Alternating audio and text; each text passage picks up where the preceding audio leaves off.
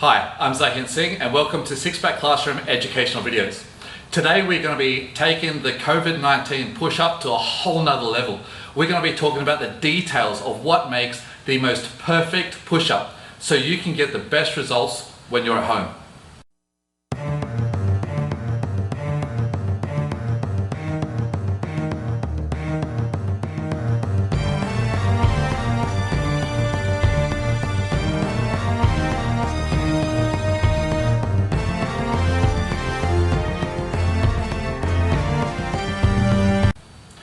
Today we're going to be talking about the details about the push-up. And the first thing we're going to be talking about is hand position. Your hand position should be in a natural position, as if you took your elbows down on a 45-degree angle and you opened your hand. That's where your hand should be. Not too wide and not tucked up too close. It's also the same position you will naturally be as if you did a dumbbell press or a barbell press. So have a good think about your hand position, because that will make sure that your alignment for most of your upper body is in the right spot. Elbow angle. That is absolutely vital. So we don't want your elbows up towards your shoulder joint, because that will make sure that you activate too much shoulder. You don't want your elbows all the way down to the bottom, because that's going to focus on extending your elbow and activating your tricep. Either way, we're trying to take weight off those two muscles and add as much weight to your chest muscle as possible. So the best way to do that is to place your elbow smack bang in the middle, which is 45 degrees. Not too high, not too low, smack bang in the middle. So if your elbow is in line with your chest, or if your hand is in line with your chest, then your chest is what will activate the most. So that's the position you want to be in. Just nice and comfortable width apart, so just outside your shoulders, and your elbows come down on a 45-degree angle. Now if you do that right, so if your hand position is right and your elbow angle is correct, then that will equal an equilateral triangle. Now that means that your head and your hands make an equilateral triangle. So your head and your hands will equal a perfect triangle. So that means that when you get ready and you look down at the floor, wherever you place your hands, you know where you are going to place your head. So I don't want your head coming in close or in between your hands. Your elbows need to be down at a 45-degree angle, your elbows and hands are in line with your chest, and your head is forward, creating an equilateral triangle.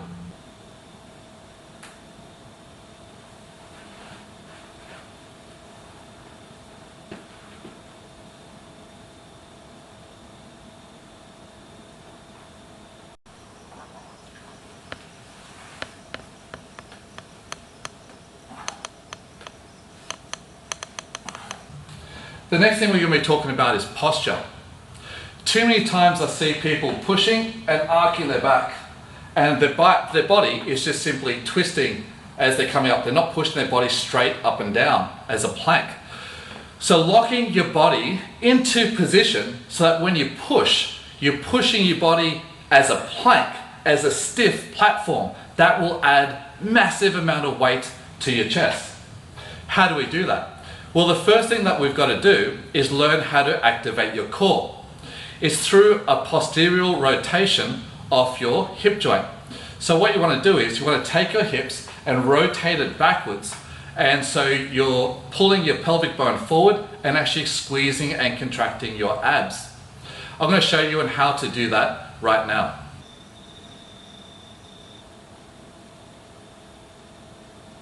So your core needs to be activated at all times. Your body needs to be a stiff plank. Your hands need to be just a little bit wider than shoulder width apart, and your elbows need to come down on a 45-degree angle when you push, creating an equilateral triangle with your forehead and your hands. Depth here plays a massive role.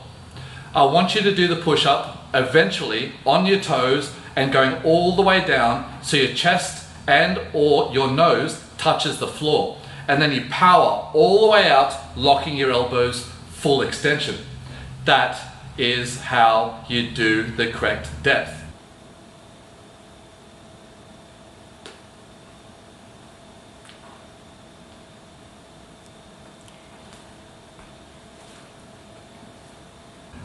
Now if you can't do that, you do it on your knees.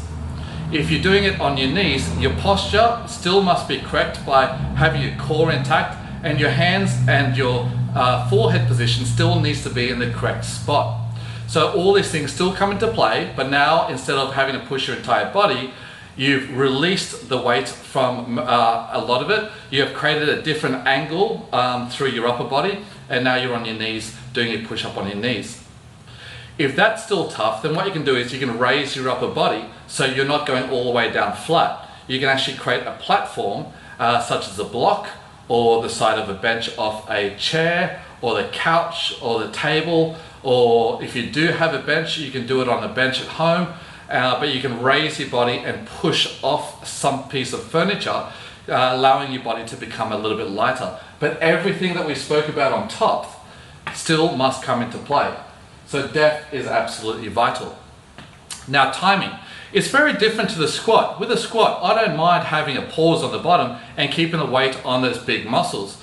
But if you pause on the bottom of a push-up, you're really putting a lot of excess stress on your elbows and your shoulder joint, even though it might be in the correct position. So timing here plays a bigger role with a consistent dynamic movement. No static contractions. I want you to slowly go down and let the muscles lengthen under play and then drive and push all the way up. So again, we're going through a 4-second or a 5-second rep. A 4-second rep meaning 1, 2, 3, 4, 1, 2, 3, 4, or a 5-second rep where you're going 4 seconds down and 1 second driving back up. So that's the timing. So let's recap this. Your hands need to be in a position where it's just outside shoulder width apart. Your finger position should be nice and comfortable. Don't think too much of that. Just put your hands in a position where you can comfortably bring your elbows down on a 45 degrees, creating an equilateral triangle between your hands and your forehead. Make sure that your posture is strong. You have a posterior hip rotation, your core is contracted, and you're going through a full range of motion in depth. Timing is important, so go nice and slow on the way down and power it on the way up. And that is how you do a perfect push-up.